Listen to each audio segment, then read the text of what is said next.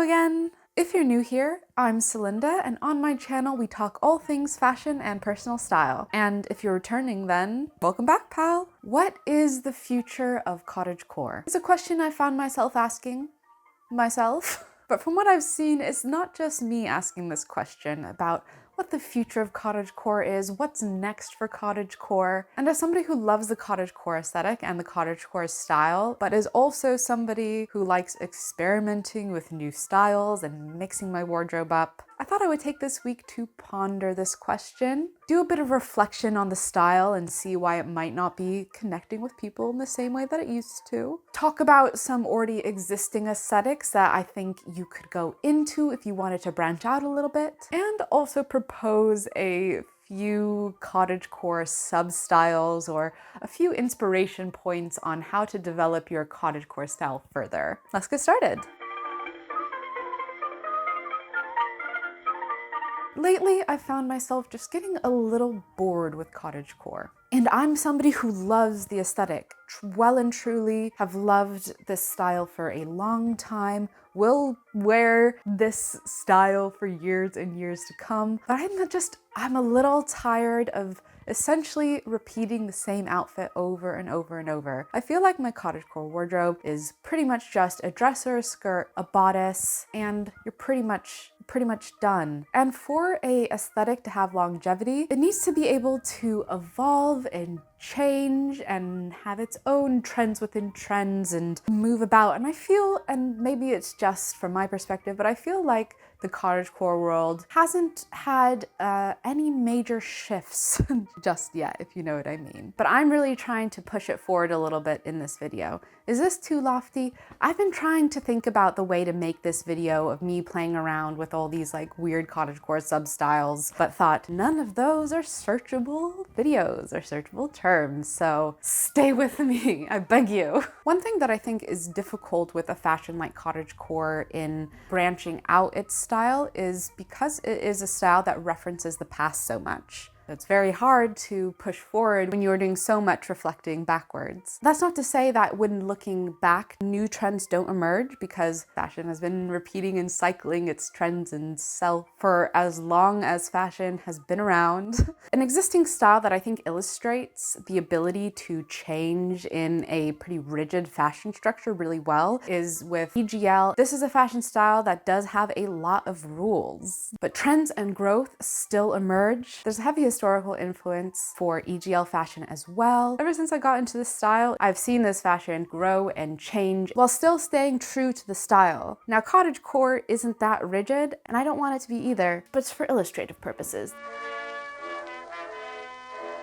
Another thing that I wanted to talk about, but completely forgot to do on filming day, is the life circumstances around what I would consider cottagecore's heyday versus now. Cottagecore increased in popularity in 2020 when many of us were in lockdown. All of a sudden, our world was much smaller and our immediate surroundings became much more important to us. I think cottagecore sits really nicely in this kind of environment. Its focus on finding the beauty in the simple things in life acted as a soothing balm during an uncertain time and allowed people, myself, to connect with their surroundings and find the positives in a really intense situation. As the years have passed and that reality grows more distant, I've found that I've had to work on my connection to those same things just a little bit more. In our back to normal world, our society leaves us less space to explore those things intimately. And I think in this current world, I find myself looking for new ways to connect to cottagecore and still be in conversation in my own internal world with those slow living principles, while also acknowledging and bringing in elements of where I'm at right now. I'd love to know what you think and if you're feeling the same way. Before I get into my own fashion experiments, I want to talk first a little bit about a couple of existing aesthetics that you could branch off into or use for inspiration if you just want to mix up your cottagecore style and to have a base that's a little bit more well-defined and a little bit more thought out than my cobbled together experiments. First off, we'll be going back to Japan and back in time with an aesthetic from the early 2010s called Mori-kei. Mori-kei, while it still exists, it really had its heyday in the first half of the 2010s. Mori means forest in Japanese, and it is based off an ethereal forest girl type of aesthetic. One thing that really stands out to me in terms of Mori K is the silhouette. You still have the long dresses and skirts and really long layers, but it's less fitted than traditional cottagecore. I think this is a great substyle to go into if you're looking for a more comfortable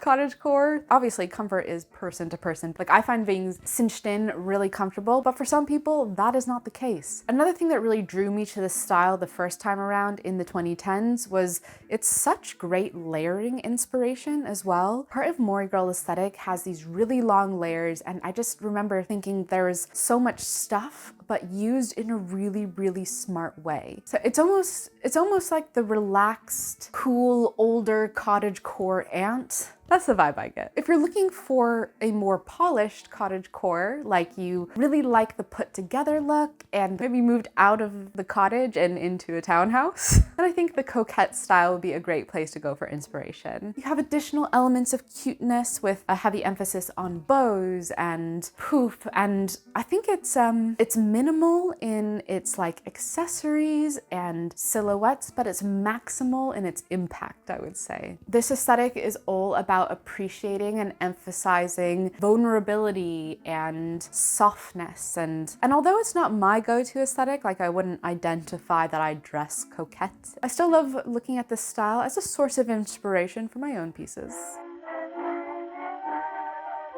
Okay, now we have entered the world of Salinda's fashion experiments. So please bear with as I try to explain what's going on in my head, and of course show you some outfits of me making these weird and fun clothing aesthetics.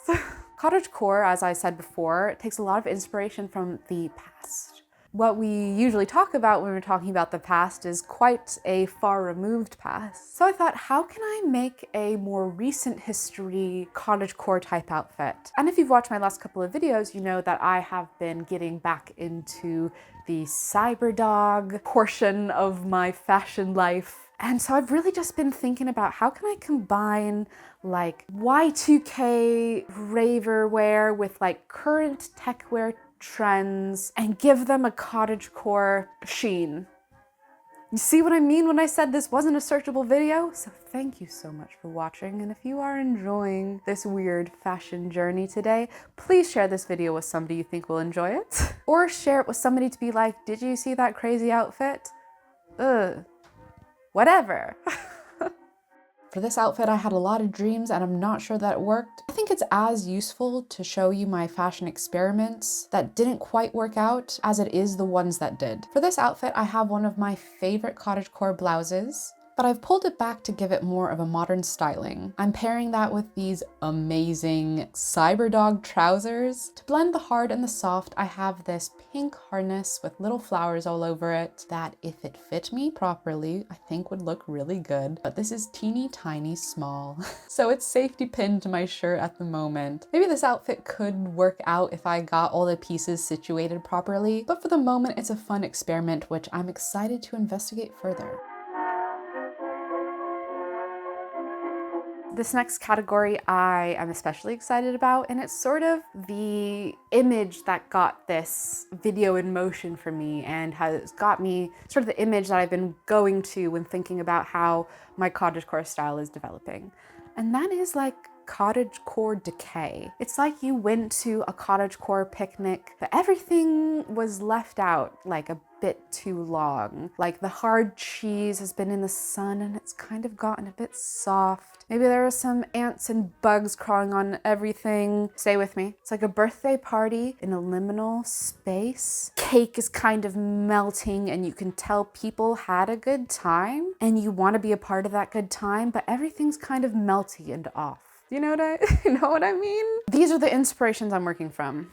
I love this outfit. I think it turned out exactly how I wanted. For its base, I've used a long flowy dress with butterfly sleeves, and I think the sleeve shape is giving me that melty feeling I'm looking for. I put an apron on top that has, in addition to plant life, a lot of little bugs. To finish it off, I have my wort hat that I've folded up to make it more of a birthday party hat kind of idea, and have put on my Mab Graves special birthday girl pin. And I thank you for attending my liminal space birthday. Now, if only I could find any of the other attendees.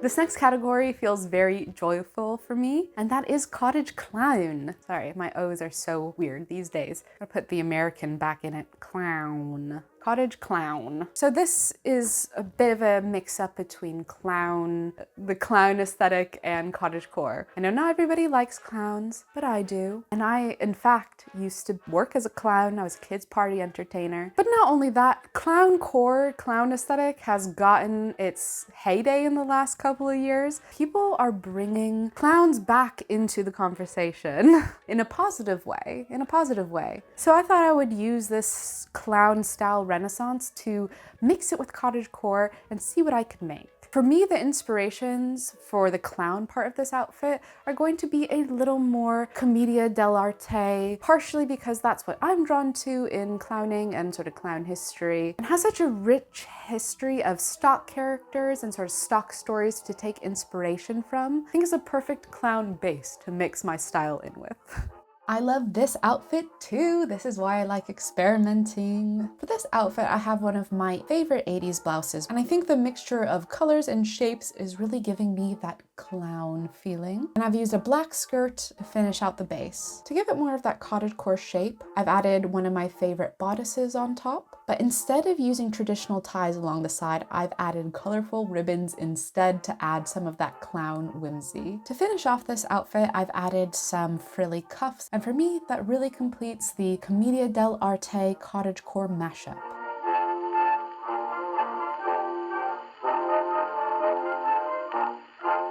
This next section is weeds. It's like the old witch in the woods has finally passed away, something nobody thought could happen to her. And the local children are exploring her house that they've never been allowed to go through before, and are just wading through the weeds and bracken and intense witchy growth all over this once beautiful garden. For this outfit, I thought, okay, so cottagecore is often, I think about it as a very manicured and put together aesthetic, and sort of picture a very manicured gardens and beautiful flowers and a beautiful dress and blah blah blah. And I thought, how can I transform this garden or this style into weeds? Like, I can definitely see the Mori Kay inspiration on this style for me. The emphasis sort of on maximalism, on a lot of stuff.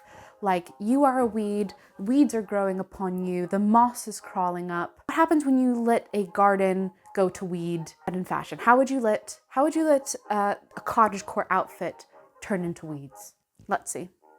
When I think of weeds, I think of all of the different textures and variations. So I really wanted to focus on textures in this outfit. I have a flowy top, a really gauzy skirt, and a cotton crochet sleeve top to finish it off. As far as accessories go, I've added some gold springy butterflies to my bun to give it that weed bugs outside feel. And I've added a gold chain belt as well to add a bit of interest in the middle. If I were to elevate this outfit even further, I would love to get a brown underbust corset and then maybe some Victorian style heeled brown boots as well. But for working with what I already have, I'm pretty pleased so far.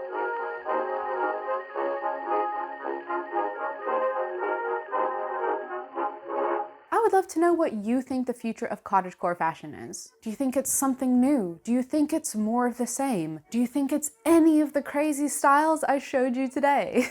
More so than anything, I hope this video got your creative juices flowing. I love creating new outfits, messing with my aesthetic, and sharing all that with you guys. And I would love to know which one of my weird styles you would try for yourself. And please tag me in any photos if you ever do, because I would love to see your contributions. Thank you so much for watching if you made it this far. If you enjoyed this video, I'd really appreciate if you could like it. And if you want to see more from me, please subscribe. I upload new videos as time and internet allows, so make sure you turn on notifications so you're notified every time I upload. I hope you have a great day wherever you are, and I'll see you next time.